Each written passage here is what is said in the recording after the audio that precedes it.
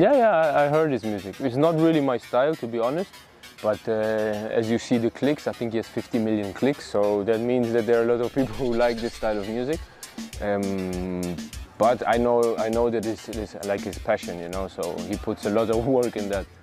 Yeah, it's David Simon. I think he puts always the music, and he even changed. That's good, you know. He's not only putting reggaeton, he even put some R&B songs. So I think he's a good DJ. I think he's even a better DJ than a comic, you know, because sometimes he tries to make jokes but they're not funny. And I always tell him put the music. Yeah, there's one called Vacaciones. Then there's the one of Shakira on the bicycle. And the third one, Chiki Chiki. I don't know. I don't know how it's called. It's like a dance where you shake your ass.